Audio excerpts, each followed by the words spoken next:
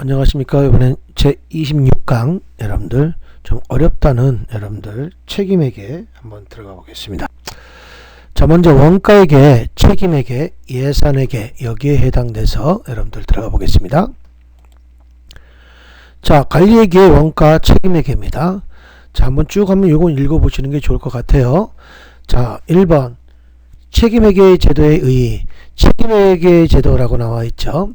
자, 기업의 조직 단위별로 권한과 책임을 부여하고 이들 책임 중심점별로 계획하고 통제를 수행하는 회계 시스템을 말한다.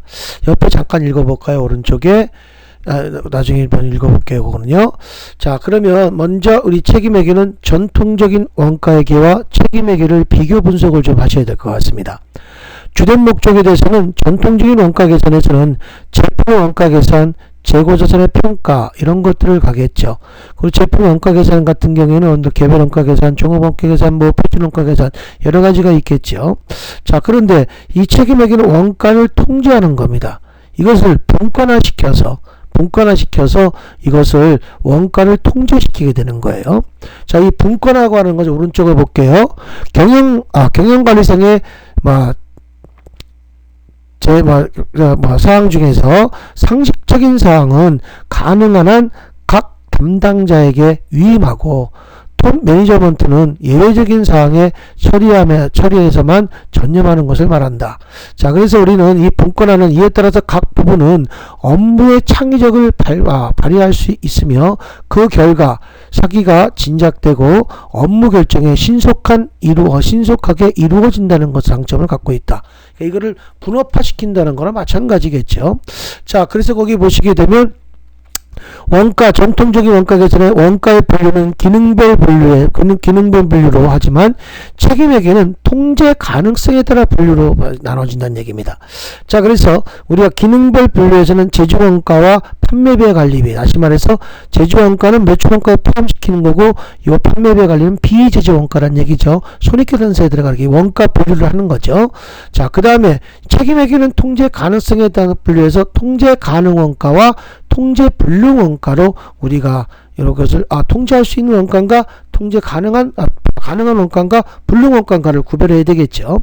원가의 집계에서는 기능별 제품별 집계로 가르지만 책임회계는 책임 중심증별로 집계가 이루어진다는 얘기입니다.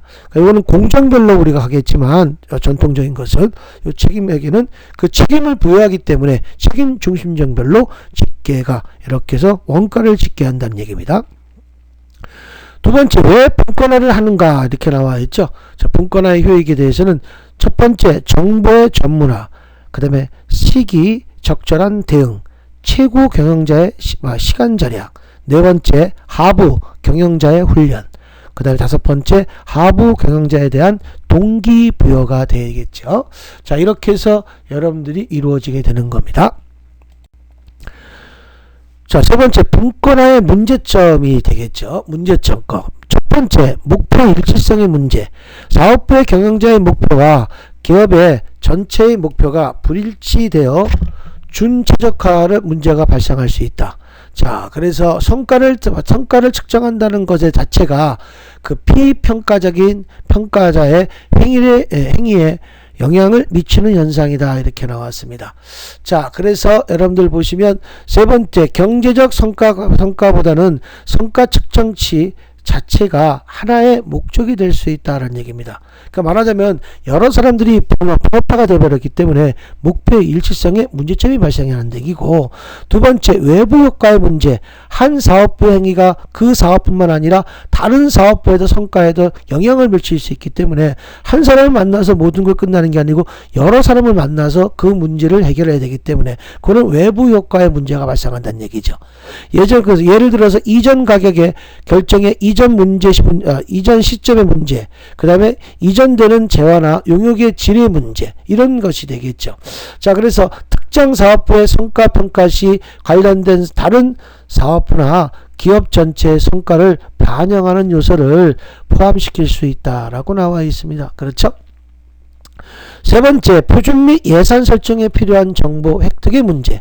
사업부 경영자는 자신에게 유리하게 정보를 조작하거나 왜곡할 수 있다라는 얘기죠. 분권화를 시키게 되면. 자, 이런 문제점이 있는 것이고, 그 다음에 대리 문제. 기업 경영자와 사업부 경영자 간의 정보 불균형으로 인해 대리 문제가 발생이 되고, 그 다음에 다섯 번째, 기타로서는 경영활동의 중복, 사업부 간의 협력의 저해, 그 다음에 최고 경영자의 통제력을 약화시키는 거고, 네 번째, 장기적 이익의 희생, 사업부에 대한 업적 평가는 단기적으로 이루어진다. 이렇게 나와 있죠. 그 사업부 경영자는 좋은 평가를 받기 위해서 장기적 이익을 희생하더라도 높은 단기적 이익을 얻고자 한다라고 나와 있죠. 자, 이렇게 우리가 분권화가 시키게 되면 이런 문제점, 5가지의 문제점을 갖고 이루어진다라는 얘기입니다. 네 번째, 책임 중심적인 종류라고 나왔죠. 책임 중심적인 종류에서는 원가 중심적, 수익 중심적, 이익 중심적, 투자 중심적, 이렇게 다 4가지로 이루어졌겠죠. 자, 원가 중심적은 특정 원가의 발생에 대해서만 통제, 책임을 지는 책임 중심적 생산 부문이고, 그다음 부문은 장소죠. 그다음 수익 중심적은 수익의 획득에 대해서만 통제, 책임을 진다. 이렇게 나왔죠. 판매부에서는 열심히 팔기만 하는 것이죠. 자, 이익 중심적, 원가와 수익 모두에 대하여 통제, 책임을 지며 원가 또는 수익 중심적보다 유용한 관리수단으로 더 많은 책임과 권한이 경영자에게 위임된다라는 얘기입니다. 그 다음에 투자 중심적, 원가와 수익, 투자의 의사결정에 대하여 책임을 지며 특정 이익과 이를 달성하기 위하여 투자된 투자 및 이를 위한 재무활동도 함께 고려한다라는 뜻입니다. 성과평가 방법에서는 투자 수익률과 잔여 이익률, 그다음 이익률 같은 것들을 우리가 배분하는 것이 있겠죠. 자, 그래서 우리가 잔여 이익 모델도 따로 나중에 배웁니다. 자, 그래서 예로 사업부를 얘기하는 거죠. 그 책임 중심적인 종류에는 이렇게 4가지가 있다라고만 알고 계시면 될 것 같습니다. 다시 한번 성과평가는 성과평가의 중요성, 그 다음에 두 번째 성과평가제도의 설계시 고려사항, 이걸 보시면 되고, 성과평가의 원가 배분, 이렇게 3가지를 구분을 여러분들이 보시면 될 것 같습니다. 세 번째, 투자 중심적인 성과 평가 방법입니다. 자, 그 중에 첫 번째 투자 수익률이라고 나와 있죠. 자, 우리 미국에 여러분들 보시면 두봉사랍니다. 듀퐁사회가 최초로 우리가 개발하였으며, 투하된 자본 금액을 고려하여 투자액에 대한 이익의 비율을 나타내는 수익성 지표를 말한다. 자, 우리 투자 수익률은 이렇게 해서 공식이 이루어져 있죠. 그래서 우리가 맨 끝에 매출액 이익률 곱하기 자산 회전율로 여러분들 보시면 되겠고요.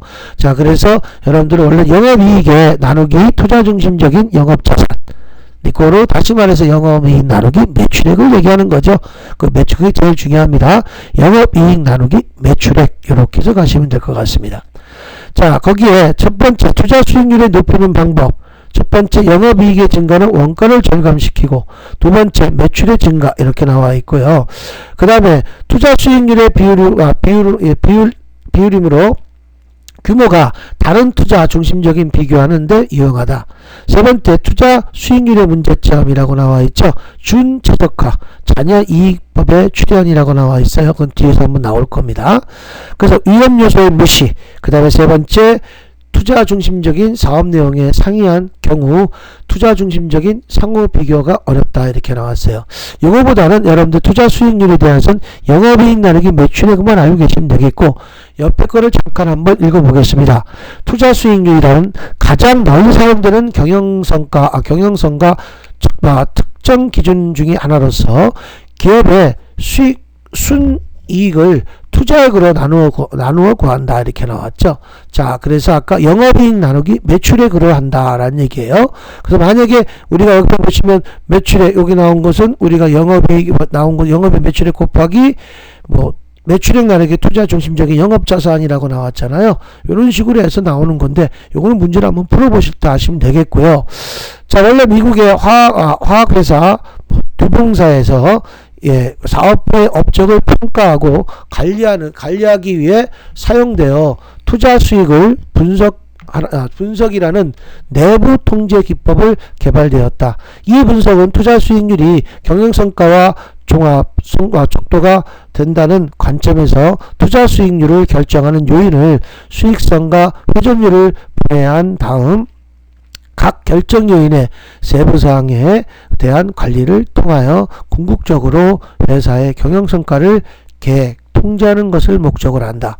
그러나 최근에서는 이 분석의 기업 전체의 경영성과의 계획, 내부 통제, 자원 배분 결정에 이익 예측, 채권자 및 투자자에 의한 기업 경영성과의 평가 중 여러 가지 목적을 사용되고 있다. 이렇게 나왔습니다. 자, 우리가 굉장히 중요하죠. 투자의 수익률을 높이기 위한 것은 여러분들이 굉장히 많은 것을 필요로 하겠죠. 이런 것들을 여러분들이 말씀하시는 거니까 한번 읽고 넘어가셔도 괜찮습니다. 나머지 초과한 영업이익을 초과한 금액이 이익을 의미한다. 이렇게 나와 있죠. 자, 그래서 잔여이익은 투자중심적인 영업이익 마이너스 투자중심적인 영업자산에 대한 암묵적인 이자 이렇게 나왔죠. 암묵적인 이자. 그 다음에 투자중심의 영업이익에는 투자중심의 영업자산 곱하기 최저 필수 수익률이라고 나와 있습니다. 요건 여러분들이 외울 필요는 없고요. 여러분들이 뜻만 알고 계시면 되기 때문에 잔여이익법에 의한 경우 투자 중심적을 상호 비교하기가 어렵다는 문제점이 있으며, 즉 규모가 큰 투자 중심적이 유리하다 이렇게 나왔어요. 요거는 여러분들 좀 알고 계세요. 그래서 나중에 보시면 여러분 잔여이익 모델이라는 것이 있어요. 자, 그래서 우리가 기업의 미래 예상 실적을 추정하고 이를 바탕적으로 산출하는 초과 이익을 통해 기업 가치를 평가하는 절대 가치 모형의 주주 입장에서 투자 원금인 자기 자본과 자기 자본의 비용을 초과하는 이익을 얘기하는 거다. 즉 잔여이익은 현재 가치를 합한 금액을 알아볼 수가 있다. 예를 들어서 한 기업의 주주가 투자한 자기 자본에 100만원이 있었다고 할 경우 기업에 매년 5% 수익을 낼 수 있는 국공채의 채권 대신 주식을 투자해서 8% 수익을 냈다고 하면 추가 이익은 3%가 3%를 우리가 벌어들이게 된다. 이렇게 나와 있죠. 즉 우리가 잔여이익 모델이라고 하는 겁니다. LIM이라고 나와 있죠.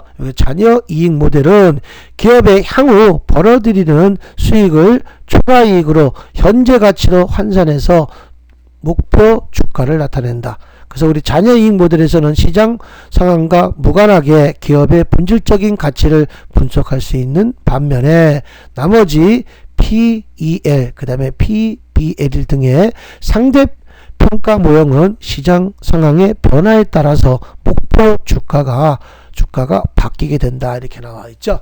자, 그래서 우리가 요거 나오신 이건 한번 잔여이익률 뜻만 알고 계시면 됩니다. 오늘 여러분들이 수업할 내용은요, 한번 읽어보고 여러분들이 한번 보시면 될 것 같습니다. 자, 그리고 교재에 나왔기 때문에 지금 나갈 수밖에 없어서 쭉 나가시는 거예요.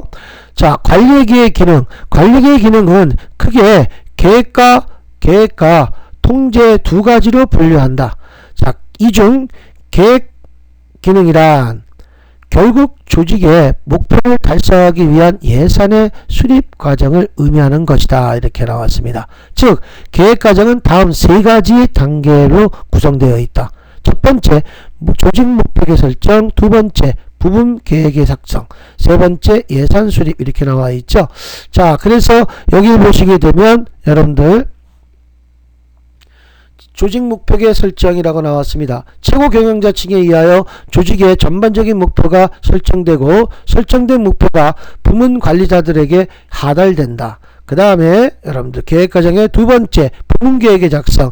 조직의 부문 관리자들의 조직의 전반적인 목표를 달성하는데 필요한 부문 계획을 수립한다. 세 번째, 예산 수립. 자, 각 부분의 개별 계획에 총괄적으로 반영하고 있는 전반적인 예산을 수립한다. 이렇게 해서 관리회계는 이렇게 나오시는데 옆에 한번 관리회계의 뜻을 한번 볼까요?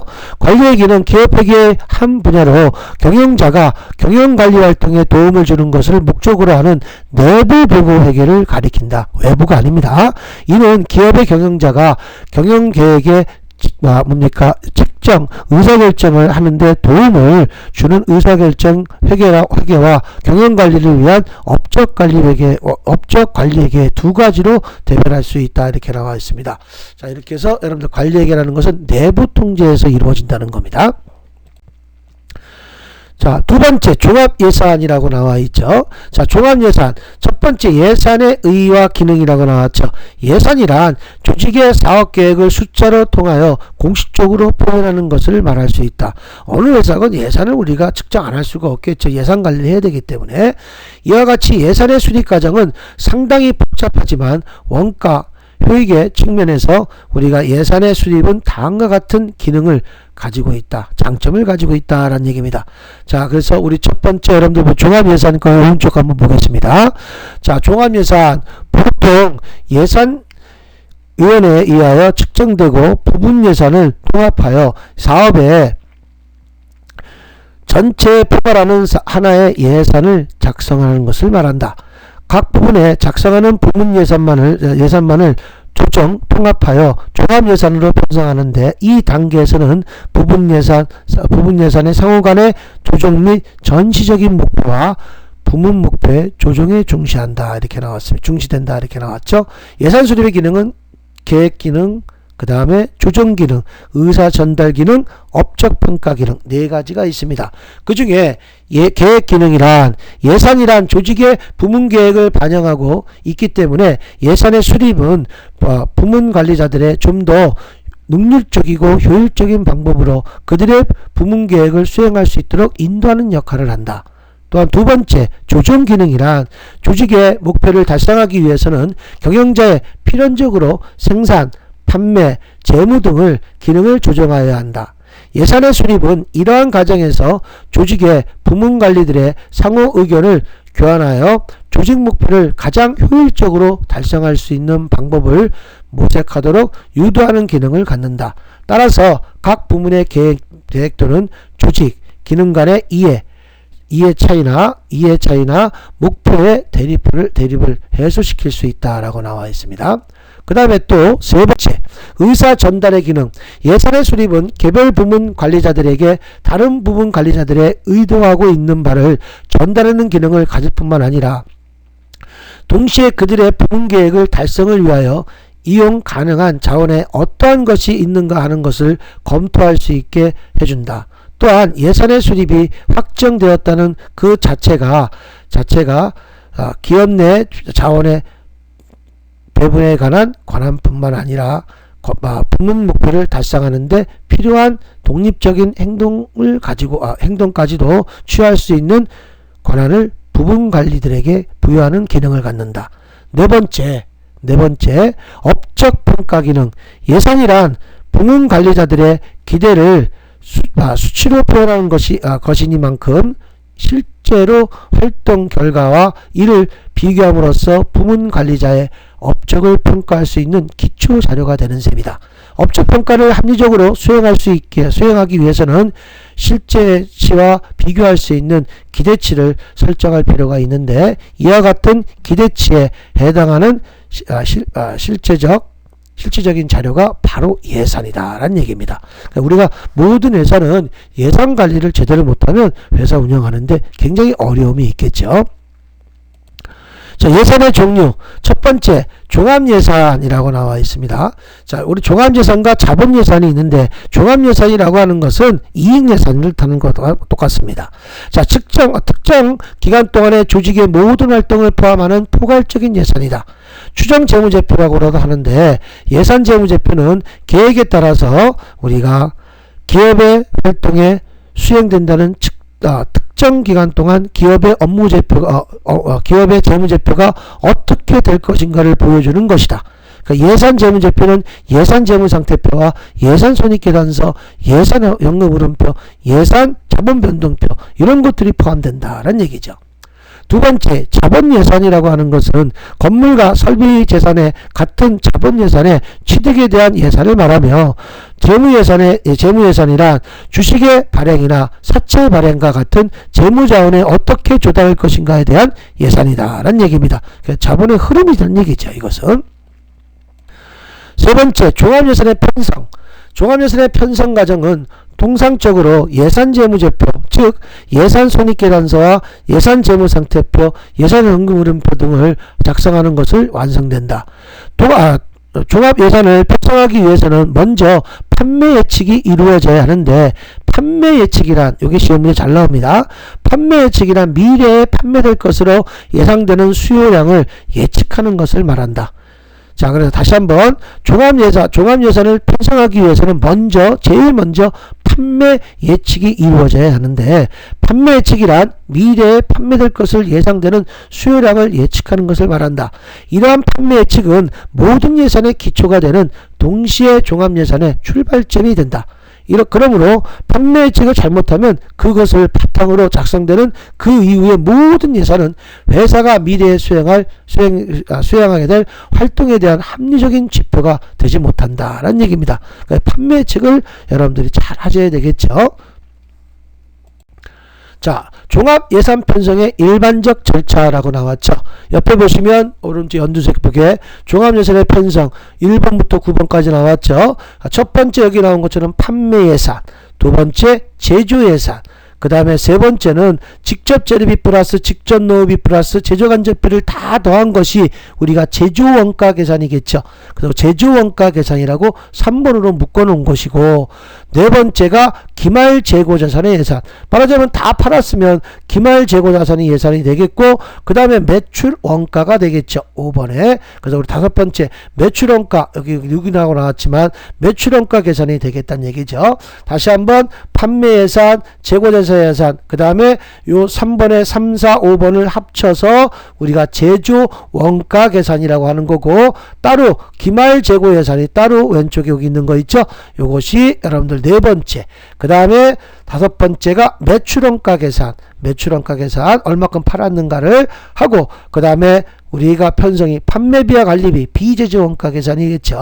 그 다음 판매비와 관리비 예산이 되겠고, 그 다음에 예산 손익계산서, 예산 포괄 손익계산서가 이루어진 다음에 모든 게 어떻게 되겠습니까? 자본예산과 현금예산이 이루어져서 예산 재무상태표가 이루어지게 된다는 얘기죠. 자, 이렇게 해서 여러분들이 요 편성을 종합예산 편성의 요렇게 일반적인 절차를, 흐름을 여러분 편성을 한번 차례대로 한번 읽어봤습니다. 자, 그래서 첫 번째 판매 예산이란 예상기간의 기대 판매량과 매출량을 동시에 표시하는 예산으로서, 이중 매출액의 예산은 판매량의 예상의 판매가액 예산을 곱하여 계산한다라는 얘기입니다. 자, 그래서 우리가 다시 한번 판매량의 예산액에서 우리가 다시 한번 볼게요. 이중 매출액 예산은 뭐라고 나왔습니까? 판매량 예산에 판매 가격 예산을 곱한다는 얘기죠. 그러니까 판매량 예산 곱하기 판매 가격 예산을 곱해서 우리가 매출액 예산을 한다는 얘기죠. 종합예산의 수립 과정에서는 판매 예산은 그 출발점이 된다. 앞에서 여기 말씀드렸었죠. 차후에 설명되는 제조 예산이나 제조 원가 예산은 판매 예산에서 추정되는 판매량을 근거로 하여 이루어지며, 매출액 예산은 판매 관리비 예산의 수립이나 예산 포괄 손익계산서의 작성 등을 이용하는 기초 자료가 된다. 제조예산이란 판매예산에 수립되면 추정되는 판매량을 근거로 제조예산을 수립한다. 제조예산의 기본적인 내용은 판매량을 충족시킴과 동시에 기말 제품 재고량을 적절한 수준에 유지시키기 위하여 필요한 예산기간 중에 예산량을 파악하는 데 있다. 따라서 우리가 생산량 예산이라고도 한다. 이렇게 나왔죠. 세 번째, 제조원가 예산. 제조 예산을 근거로 하여 직접 재료비, 직접 노후비, 제조간접비를 대한 제조원가 예산을 수립할 수 있다. 이 공식이죠. 자, 첫 번째, 직접 재료비 예산. 개발 제품을 제조하는 데 필요한 직접 재료의 수량과 금액 및 예산 기간 중 구입할 필요가 있는 직접 재료비의 수량과 금액을 동시에 결정하는 역할을 한다. 두 번째, 직접 노후비 예산. 직접 노후비 경우에는 직접 재료비 예산의 경우와 마찬가지로 생산량 표준에 의거하여 수립될 수 있는 것으로 직접 작업시간에 직접 작업시간 예산과 작업시간 단위당 임률을 곱하는 계산을 한다. 이와 같이 직접 노후비 예산을 수립하는 과정에서 기업은 예산의 기간 중에 제품 생산을 필요한 종업원 수와 그들의 지급할 임금 및 급여의 총액을 산출할 수 있게 된다. 세 번째, 제조간접비 예산. 제조간접비 예산은 간접비 요소로서 변동원가와 고정원가를 구분하여 수립할 수 있다라는 얘기죠. 네 번째, 기말재고자산의 예산이라고 나왔죠. 자, 제조원가 예산, 직접 재료비 예산, 직접 노후비 예산, 제조간접비 예산. 그 다음에 이 완성이 된 후에는 이 기말재고자산의 수량과 금액에 대한 예산을 수립할 수 있다라고 나왔습니다. 자, 그래서 우리 제조원가에서는 우리가 직접 재료비 플러스 직접 노후비 플러스 제조간접비잖아요. 그것도 그대로 예산만 붙여서 우리가 붙여놓은 겁니다. 기말재고자산 예산은 직접 재료비 및 완성품에 대하여 별도로 수립해야 한다. 계산되는 기말재고자산의 원가를 사용하여 매출원가 예산을 수립하고 최종적으로 예산 포괄 손익계산서를 작성할 수 있게 된다.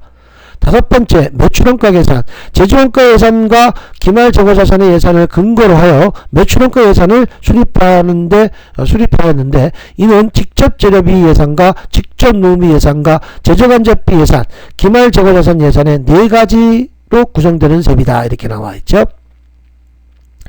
그 다음에 여러분들 보시면 여섯 번째, 판매관리비 예산. 판매비와 관리비의 원가 형태에 따라서 변동원가, 고정원가로 구분하여 예산을 편성한다. 따라서 고정원가는 예산 기간 동안에 고정적인 것으로 간주하지만 변동원가는 매출액에 대하여 변동비율을 별도로 산출하여 예산을 수립한다. 이때 우리가 매출액에 대한 변동비율은 추정도 경영자의 과거의 역사적 자료로 분류하여 이루어진다라는 얘기입니다. 그 다음에 일곱 번째, 예산 포괄손익계산서. 지금까지 설명한 개별 예산의 내용을 전부 집계하여 하나의 표에 요약하는 것으로서 예산 포괄손익계산서이다. 이렇게 나와 있고요. 세 번째, 현금 예산. 주어지는 개별 예산을 참조하여 조직 내 현금 유출 유입을 분석하는 과정을 포괄하는 예산 체계가 현금 예산이다. 아홉 번째, 예산 재무상태표. 기말 현재 예산 재무상태표를 나타내는 표로서 기초 재무상태표를 근거로 영업예산과 현금 예산의 수립과정에 산출되는 각 계정의 변동 내역을 고려하여 작성된다라는 얘기입니다. 회계적 이익률이라고 나와 있죠.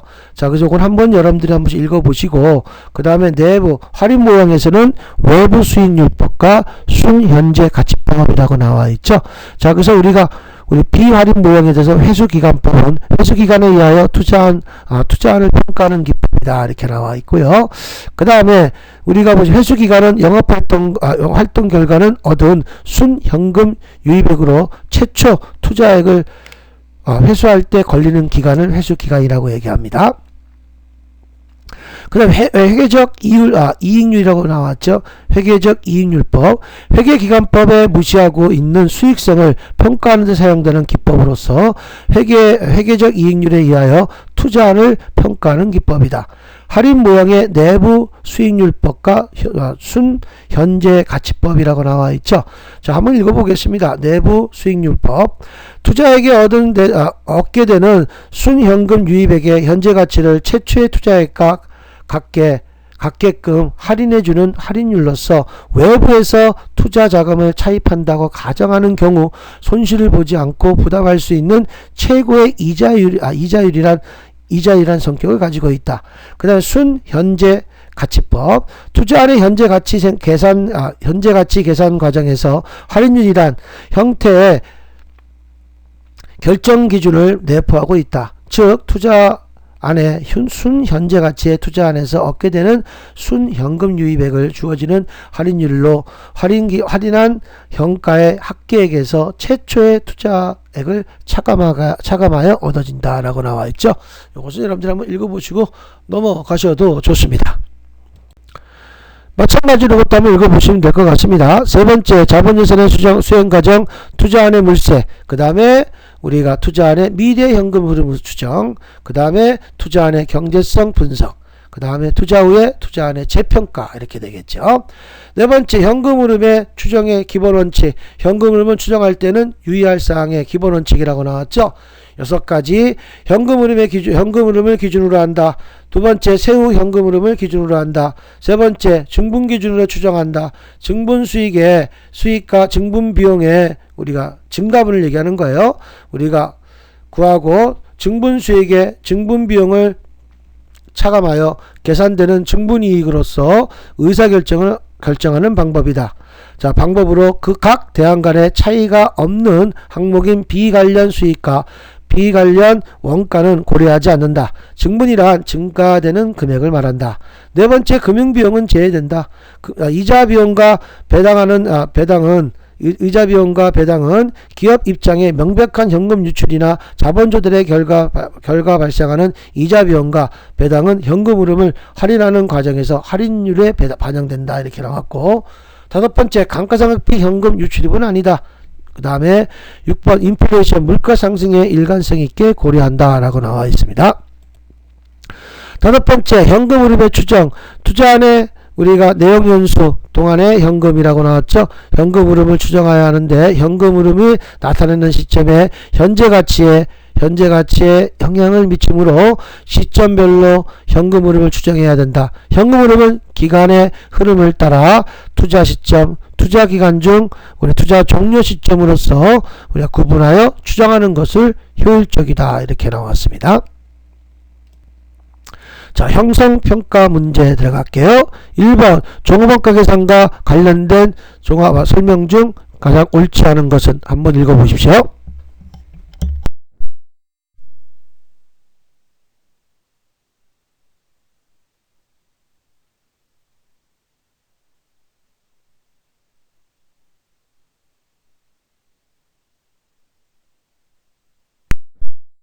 자, 종합원가 계산 보시면 오른쪽 잠깐 연두색을 볼까요? 종합원가 계산이란 제품별로 원가 계산에 한 원가 계산의 기간에 제조원가를 해당 기간의 생산량으로 나누어 제품의 단위 원가를 계산하는 방법. 표준화된 제품을 연속적으로 반복하여 생산하는 사업에 이용한다. 이렇게 나와 있죠. 자, 그래서 종합원가 계산에서 가장 옳지 않은 것은 1번, 종합원가 계산은 제공품 수량을 완성품 환산량으로 집계한다. 나중에 여러분들 뒤에서 공식에 종합원가 계산을 우리가 서희선출법 표기법에 의해서 계산하는 방법이 나옵니다. 이거는 맞는 말입니다. 두 번째, 자, 종합원가 계산의 단위당 원가는 발생하는 모든 원가 요소를 집계한 당기 총 제조 비용에서 기초 제공품 원가를 가산한 후 그 합계액을 완성품과 기말 제공품의 안분 계산함으로써 완성품 총 원가를 계산하고 이를 제품 단위로 배분하여 선정한다. 이것도 맞는 말입니다. 세 번째, 종합원가 계산에 있어서 완성품 원가의 기말 제공품 원가는 완성품 환산량에 의하여 서희선출법 또는 총평균법 등으로 기타 합리적인 방법으로 적용하여 계산한다. 그렇죠. 그 다음 네 번째, 건설업은 종합원가 계산 제도에 적용하기 위해 적합한 개정이다. 아니죠. 이것은 요때는 것처럼 건설업은 개별원가 계산, 우리가 주문 제작하는 거죠. 개별원가 계산은요. 그 건설업은 다 다르지 않습니까? 우리 집 짓는 것부터 빌딩 짓는 것부터 개별원가 계산에 적용하기 적합한 업종이다. 그래서 건설업은 개별원가 계산을 얘기하는 거죠. 답은 4번이 되겠고. 자, 그 다음에 두 번째, 자본 예산에 있어서 현금 흐름의 추정의 기본 원칙이 아닌 것은 이라고 나왔죠. 자, 밑에 거 보시게 되면 현금 흐름의 추정의 기본 원칙 쭉 나와 있죠. 이걸 한번 읽어보셔야 되겠죠. 그러니까 여기서 딱 읽어보시니까 현금 흐름을 기준으로 한다. 두 번째 세후 현금을 기준으로 한다. 증분 기준으로 추정한다. 금융기금 비용은 제외된다. 그 다음에 감가상각비의 현금 유출은 아니다. 인플레이션의 일가성이익이 고려한다. 여기에서 기본 원칙이 아닌 것은 금융비용은 고려한다. 아니죠? 금융비용은 제외된다. 이렇게 나와 있죠. 답은 3번이 답이 되겠습니다. 세 번째, 활동 기준 원가 계산을 사용할 때 효익에 매우 크고 적합한 경우가 아닌 것은 이라고 나왔습니다. 저 밑에 거 연두색이 또 똑같은 거니까 여러분 편리한 대로 볼 수 있도록 하세요. 자, 그래서 여러분들 아닌 것은 이라고 나왔죠. 자, 먼저 옆에 거 오른쪽 연두색 걸 보겠습니다. 활동 기준 원가 계산은 기준의 전통적인 원가 계산 방식으로 문제점을 개선하기 위하여 도입되는 새로운 원가 계산 방법입니다. ABC의 제조간접비를 소비하는 활동이라는 개념을 설정하고, 그 다음에 이러한 여러 활동에 따라서 제조간접비를 배부하고 각 제품별로 활동 소비량에 따라서 제조간접비를 배부함으로써 기준의 전통적인 원가 계산 방식에 따라 비해 좀 더 합리적인 원가 배분을 목적으로 하는 원가 배분 방식이다. 다품종 소량 생산 체계와 같은 다양한 제품군을 우리가 제품군에 적합하다 이렇게 나와 있죠. 자, 이거는 읽어봤으니까 한번 보겠습니다. 활동 기준 원가를 사용했을 때 효익이 매우 크고 적합한 경우가 아닌 것은 이라고 나왔죠. 1번 원가 요소 및 제조 간접비 비중이 큰 경우, 요것은 맞죠. 그 다음에 두 번째, 제품별로 구매 주문, 작업 준비, 품질 검사 등 활동의 다양성을 우리가 매우 상이하다. 활동 기준의 원가 계산이니까 활동하면서 모든 원가 계산을 기준으로 해서 보는 거니까 맞는 것이고, 세 번째, 공정의 자동화나 제품 라인의 설계, 변경 등 제조 기술이 증대하게 변화하는 경우 이렇게 나와 있죠. 이것도 마찬가지고, 네 번째는요, 소품종 다량 생산 체제와 같이 제품의 일정하고 단일한 경우라고 나왔죠. 이것도 개별원가 계산을 얘기하는 거죠. 아까 여기 맨 밑에 여기 보시면 연두색에 오른쪽에 다품종 소량 생산이라고 나왔죠. 이것은 여기서 해서 이것이 적합하다고 나왔습니다. 답은 4번이 답이 되겠고요. 자, 그 다음에 여기 시험 문제 많이 나와요. 한국에 2014년 만약에 초에서 설립된 회사가 2008년 쭉 연간에 고정해서 쭉 나왔습니다. 자, 6만원 나왔고, 여기 나오는 고정 제조 간접비가 12만원이고, 고정 판매 관리비가 6만원이다. 회사는 2014년 제품에 만개를 생산하여 8,000개를 판매하였으며, 우리가 변동원가 계산에서 영업이익은 2만원일 때 전부원가는 영업이익은 얼마인가? 그 전부원가 영업이익이니까 이 전부원가는 변동원가, 고정원가를 다 포함해야 되지 않습니까? 자, 그래서 우리 변동원가 계산이 이렇게 나왔단 말이에요. 그래서 우리가 매출액에서 우리 변동원가 계산한 거 봅시다. 매출액에서 36만원에서 우리가 나왔던 변동 원가가 여기 20원짜리 있었죠? 그럼 만개 곱하기 20원 했더니 20만원, 기말 제품에 2000개 남았단 말이에요. 그렇죠? 그래서 우리가 나왔던 것이 우리가 만드는 게 20개였잖아요. 그렇죠? 자, 그래서 이것은 우리가 이런 식으로 해서 나왔던 것인데 20만원, 40만원 들어온 거 아니겠습니까? 자, 그래서 매출가는 우리가 이 중에서 우리가 몇 개를 매출한 겁니까?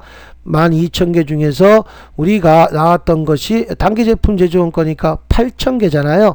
10,000개 중에서 8,000개를 우리가 생산했다고 그랬잖아요. 근데 그게 단가가, 매출액의 단가는 45원이란 말이에요.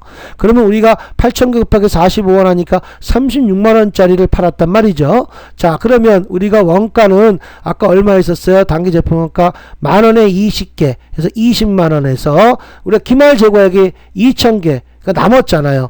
10,000개 중에서 8,000개 팔았으니까 우리가 기말재고액은 빼줘야 될 거 아니겠습니까? 그래서 40,000개. 그러면 20만원에서 4만원 빼주니까 16만원이 우리가 변동원가가 되겠네요. 그러면 16만원 빼주니까 공원이익이 나와요. 요건 변동원가에서만 공원이익이 나오는 거예요. 공원이익 20만원 나온 거 이게 공식입니다. 20만원 나온 거에 대해서 우리가 어떻게 나왔습니까? 고정제조간접비가 얼마? 12만원. 그 다음에 고정 판매비에 관리비 6만원 나왔죠. 그래서 우리가 합쳐서 18만원을 나중에 빼주니까 영업이익이 얼마 나왔습니까? 2만원이 나왔잖아요. 그 영업이익은 우리가 매출총이익에서 판매비와 관리비를 빼준 게 영업이익 아니겠습니까? 그러니까 이 고정비를 판관비로 우리가 이걸 측정한 거예요. 근데 변동원가 했을 때는 왜? 변동원가는 고정원가가 포함되면 안 되니까. 그런데 이것을 전부원가로 만들었다는 얘기입니다. 전부원가. 자, 그래서 우리가 판매비 관리비는 우리 비지정가지 이 고정제조간접비를 우리가 원가에 포함을 시켰다는 얘기예요. 자, 그래서 밑에 보시면 변동원가 계산은 20원이었잖아요. 근데 우리 고정제조간접비가 아까 얼마 나왔습니까? 여기 보시면 고정제조원가가 우리가 얼마 나왔나? 위에 거 있죠. 고정제조간접비 12만원 나왔잖아요. 그 고정제조간접비 12만원 나누기 우리가 총 생산량이 10,000개니까 10,000개를 나눠주시면 단가가 12원이잖아요.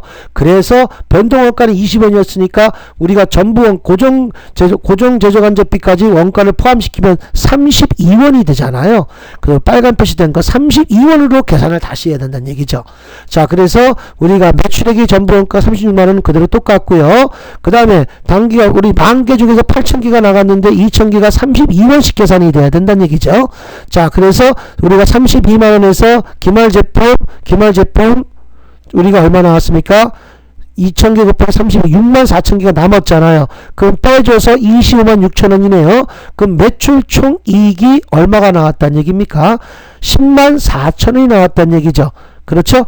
104,000원에서 판관비만 빼주니까 6만원만 판관비는 이건 무조건 우리가 판관비 빼주니까 44,000원의 영업이익이 나왔다는 얘기죠. 그래서 우리는 요 영업이익이 44,000원입니다. 요거는 자주 나옵니다. 요거는 여러분들이 꼭 한 문제가 나오니까 이것을 여러분들이 꼭 이것 때문에 지금 제가 이걸 지금 하고 있는 거나 마찬가지입니다. 그 종합원가 계산 여기서 3문제 4문제 정도밖에 안 나와요. 나온다는 것만 요건 분명히 나오니까 문제 4번 거 분명히 할 수 있도록 하세요. 습니다. 한번 밑에 거 보시면 여러분들 사전에 과학적인 방법으로 원가 표준을 설정하여 원가 계산하는 방법으로서 사전에 원가 계산을 빨리 할 수 있고 사후에 실제 원가와 표준 원가를 비교하여 원가 관리할 수 있다라는 얘기입니다. 자, 이거 4번입니다. 답은 틀린 것이. 7번 표준원가 계산에 대한 설명으로 잘못된 것을 라고 나왔네요. 표준원가에 대한 표준원가란 현실적으로 달성 가능한 상황에서 설정되는 목표 원가이다. 맞죠? 요거는요. 두 번째, 표준원가 계산은 원가 계산에 신속하게 한다. 이렇게 나왔습니다. 맞고요. 세 번째, 표준원가 계산은 실제 원가가 아니므로 성과평가에 사용하기 어렵다. 이것이 틀린 거죠. 네 번째, 표준원가 계산을 종합원가 계산과 결합하여 사용할 수 있다라고 나와 있죠. 여덟 번째, 종합원가 계산에 대한 설명으로 타당치 않은 것은 첫 번째, 종합원가 계산은 제공품 수량을 완성품 수량으로 집계 한다. 요거 맞는 말이죠. 두 번째, 종합원가 계산에 있어서 완성품 원가와 기말 제공품 원가는 완성품 완산에 의하여 선인선지법 또는 평균법 등의 기타 합리적인 방법으로 적용하여 계산한다. 맞는 말이고, 그 다음에 종합원가 세 번째, 흐름 생산의 경우 선인선지법 표기법에 비해 실제 물량의 흐름보다 충실한 원가 흐름으로 가정을 할 수 있다. 맞고요. 네 번째, 표기법은 뭐라고 나왔습니까? 기초 제공품 원가와 단기 발생 원가를 구분하지 않기 때문에 선인선지법보다 원가 계산이 정확하다는 장점이 있다. 아니죠. 선인선지법이 더 정확하죠. 9번, 자, 여유 생산 시설의 범위 내에 추가 특별 주문 요청이 있을 때 회사의 특별 추가 생산 의사결정과 관련하여 고려해야 할 사항에 대한 설명 중 가장 타당한 것은 이라고 나왔네요. 첫 번째, 단기적인 의사결정에 화폐의 시간 가치를 고려하지 않으면 합리적인 의사결정에 내리는 데 큰 문제가 된다. 이거는 아니고, 두 번째, 우리가 타당한 것을 물어보는 거죠. 고정 제조간접비는 단기적으로 특별 추가 생산 의사결정과 관련하여 고려하지 않더라도 큰 문제가 되지 않는다는 얘기입니다. 고정제조간접비는 변동제조간접비가 관련이 있다는 얘기죠. 여러분들 옆에 표를 보시고 여러분들 그걸 보셔서 여러분들이 한번 확인하시면 되겠습니다. 두 번째가 우리가 설명 중 타당한 것은 이것이 여러분들 보시면 2번이 맞는다는 얘기죠. 10번 재고 수준 변동에 따른 변동원가 계산 및 전부원가 계산. 그러니까 전부원가 계산이라는 건 변동비 플러스 고정비를 얘기하는 것 등이지 앞에 했었죠. 간에 관계에 대한 설명 중 가장 올바른 것은 이라고 나왔네요. 각 경우에 있어 고정 제조간접비 존재하며 기말 재고의 단위당 고정 제조간접비는 동일하다고 가정할 것이라고 나왔죠. 이것은 올바른 것은 우리가 세 번째 겁니다. 재고가 증가하면 전부원가 계산의 영업이익이 변동원가 계산의 이익보다 크다라고 나왔죠. 자, 그래서 아까 여러분들 보시면 우리가 아까 화면에서 우리가 변동원가 여기 3번 거 다시 한번 읽어볼게요. 재고가 증가하면 전부원가 계산의 영업이익이 변동원가 이익보다 크다라는 얘기죠. 요것이 여러분들한테 보시고 밑에 거 여러분들이 한번 비교 분석하셔서 여러분들이 보셔서 볼 수 있습니다. 11번 자본 예산에 있어서 현금 흐름 추정의 기본 원칙이 아닌 것은 이라고 나왔습니다. 요것도 아까 얘기한 것처럼 요것은 금융비용은 우리가 제외된다고 나왔죠. 요것은 3번 똑같은 문제가 또 나왔네요. 12번 표준원가 계산에 대한 설명으로 적절하지 않은 것은 이라고 나왔죠. 우리가 첫 번째 적절한 것은 네 번째입니다. 표준원가 계산은 표준원가를 사용함으로써 신속한 원가 계산이 가능하다. 이것이 여러분들한테 맞는 말이고, 13번 원가 배부와 관련된 다음에 설명 중 타당한 것은 이라고 나와 있습니다. 자, 원가 배부 한번 오른쪽 거 왼쪽 거 볼까요? 원가 배부는 간접 원가와 보조 부분 원가를 우리가 하나 또는 그 이상의 원가 대상에 대하여 분할하는 일이다 이렇게 나왔습니다. 우리 타당한 것은 이라고 나와 있죠. 원가 배분의 기준에서 두 번째 원가 배분 기준으로서 선택되는 원가 동인이 원가 발생의 인과관계를 잘 반영하지 못하는 경우 제품 원가 계산에 왜곡될 수 있다 이렇게 나와 있죠. 이것이 여러분들 2번이 타당성한 것이죠.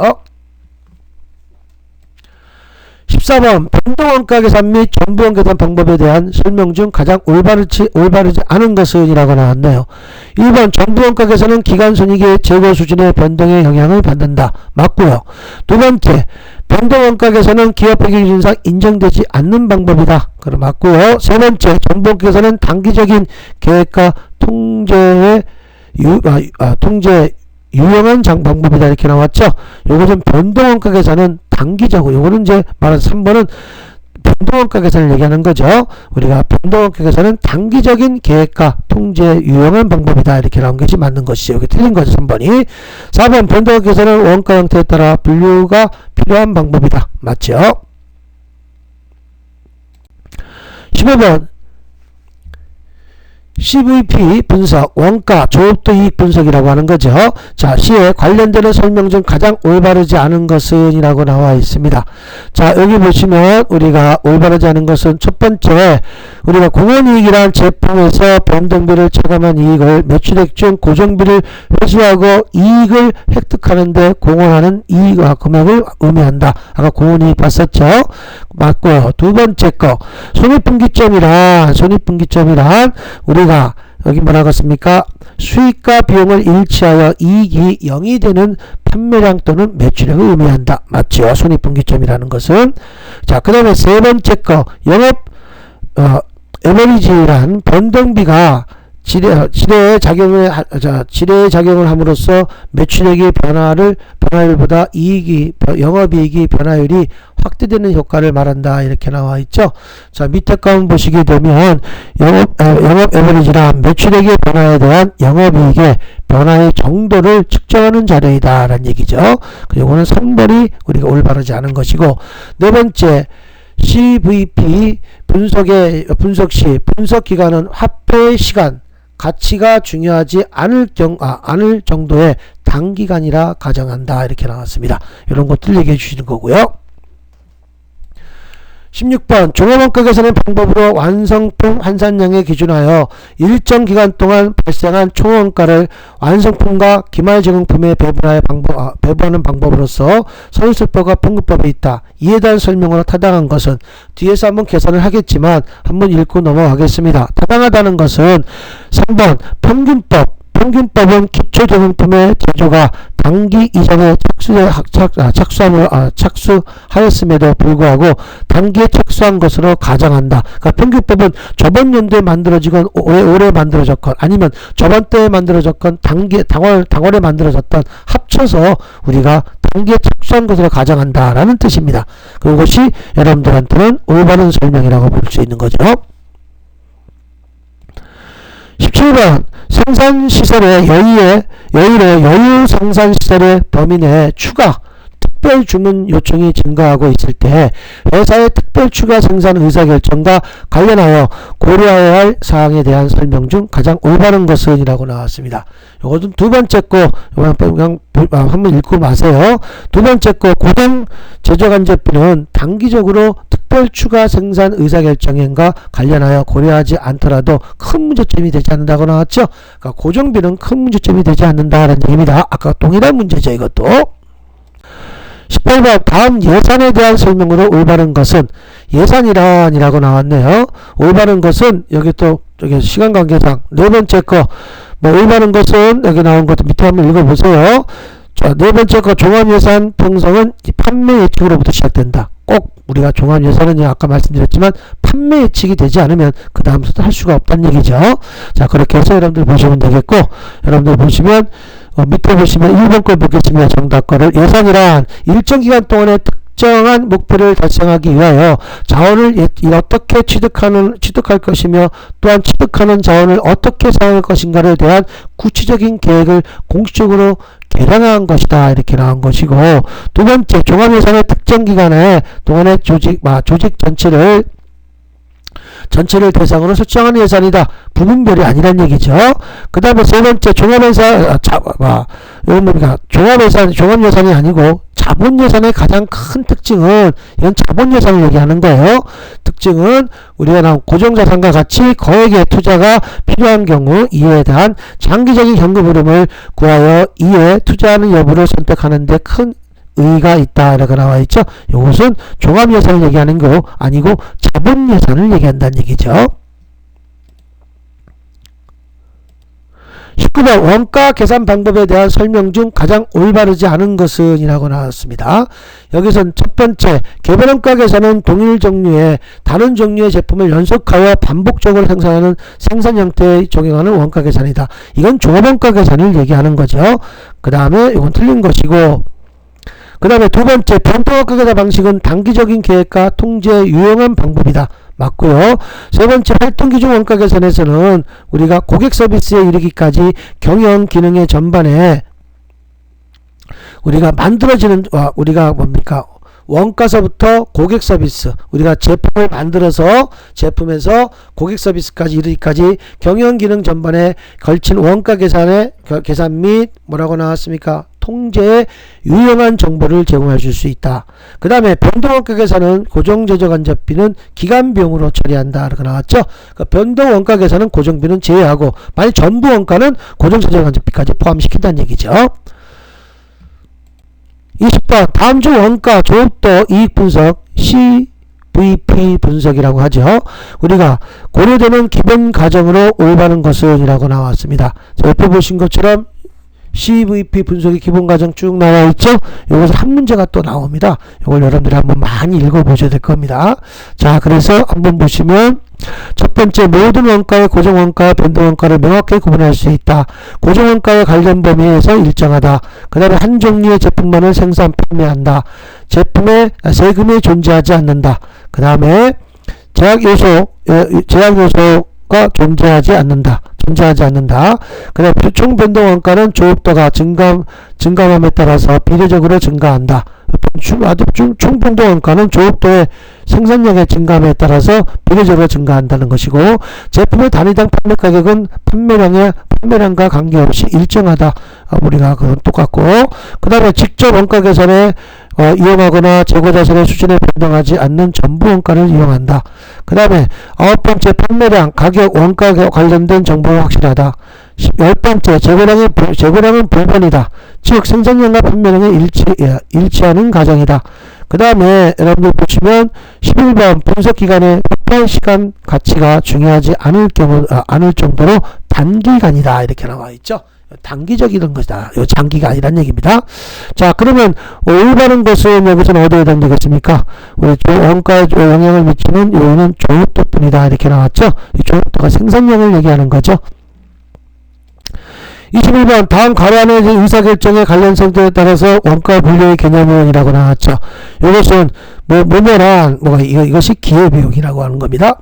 기회비용이라 재화, 용역, 생산, 설비 등의 자원을 현재 용도 이외에 다른 대체적인 용도에 사용할 경우 얻을 수 있는 최대의 금액을 의미하는 것으로서 대체안의 선택으로 인하여 다른 대체안을 포기하는 경우 포기한 대체안에 얻을 수 있는 금액을 상실하게 된다는 점에서 원가라는 의미를 부여할 수 있다. 이것이 기회비용이라고 합니다. 꼭 알아놓으셔야 됩니다. 이번에 시험 문제 꼭 나오니까 이것은 기회비용입니다. 22번, 다음 가로의 공통적인 것에 적합한 용어이라고 나왔죠. 종합예산은 편성하기 위해서는 먼저 뭘 한다 그랬죠? 판매 예측. 정말 제일 중요합니다. 판매 예측이 이루어야 된다. 이 모든 예산의 기초가 됨으로써 동시에 종합예산의 출발점이 된다. 그러므로 판매 예측이 잘못되면 이를 바탕으로 작성되는 그 이후의 모든 예산은 회사가 미래에 수행할 활동에 대한 합리적인 지표가 되지 못한다라는 얘기입니다. 그러니까 판매 예측을 정확하게 잘해야 되겠죠. 수요 예측이죠. 말하자면 이건 판매 예측이다라는 얘기입니다. 23번, 자, 신라의 단위당 판매가액은 100원이고 단위당 변동비가 50원인 제품을 생산, 판매하고 있다. 연간 고정비는 6만원이며 목표이익이 2만원일 때 매출액은 얼마인가 이렇게 물어봤습니다. 이걸 그대로 여러분들 공식을 좀 외우셔야 돼요. 목표이익 달성 매출액이라고 나왔죠. 자, 그래서 우리 공식 그대로 따진다 그러면 여러분들 1 마이너스 우리가 매출액이 100원이라고 그랬죠. 100분의 우리가 단위당 변동비가 50원이네. 그 1-100분의 50을 해놓고 분의 우리가 나온 것이 뭐였죠? 고정비. 연간 고정비 6만원 플러스 목표이익 2만원으로 계산해줘서 우리 밑에 거 먼저 우리가 50 나누기 100 나온 금액이 1에서 그걸 빼줘서 나온 거에다가 우리가 또 나눠주면 되겠죠. 8만원 나누기 그걸로 계산해 주시면 답은 16만원이 나옵니다. 이거 꼭 알아놓으시고 24번도 마찬가지입니다. 이것은 우리가 여러분들 BEP라고 나왔죠. BEP 이것이 손익분기점이라고 하는 겁니다. 손익분기점은 잘 나와요. 자, 조선은 단위당 판매가액이 300원이고 단위당 변동비가 100원이다 이렇게 나왔죠. 제품의 생산량에 판매하고 있다. 법인세율은 30%이다 이렇게 나왔습니다. 자, 그래서 연간 고정비는 4만원일 때 7만원의 세후 목표 이익률을 달성하기 위한 판매량은 이것이 이제 여러분들 공식이 되겠죠.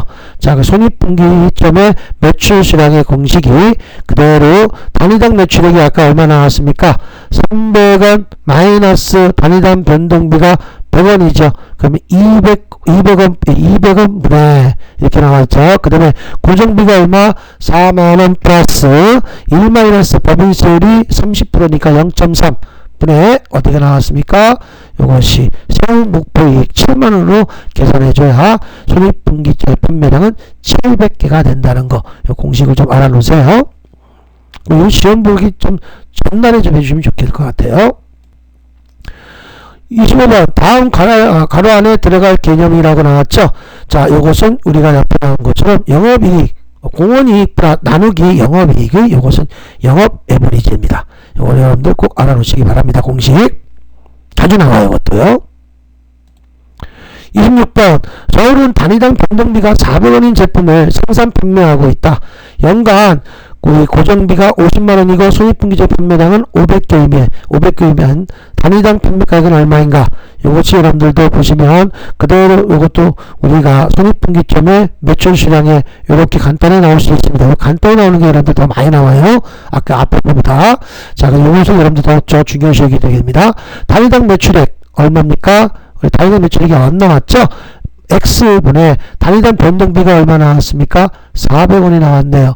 그럼 계산해주면 이것을 우리가 분의 총 고정비가 50만원 나왔죠. 근데 매출 수량이 얼마 나왔나요? 500개가 나왔단 말이에요. 그것은 우리가 1400개 나오려면 반대로 50만원 나누기 500개. 그래서 1000개가 나오죠. 1000개에다가 우리가 플러스 400개를 내줘야 우리가 뭐가 나오겠습니까? 단위당 총 매출액이 1400이 나오겠죠. 그렇죠? 이렇게 나온다는 얘기죠. 27번 우리가 종합원가 계산 제도를 채택하고 있다. 재료비 공정초별 전량 투입하고 가공비는 공정 전반에 걸쳐 균등하게 발생하고 있다. 물량 흐름이 다음과 같을 때 손익처법에 의한 가공비 완성 분량은 얼마인가? 여러분들 밑에 공식도 있지만 여러분들 제가 옆에 거 연두색을 보세요.